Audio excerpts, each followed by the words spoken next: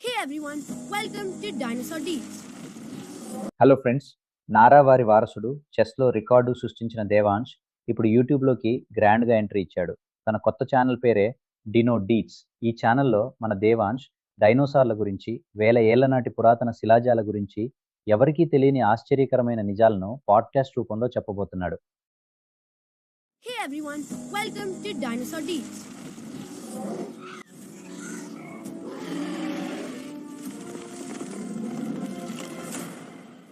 A brand new podcast where we discover the coolest secrets about dinosaurs.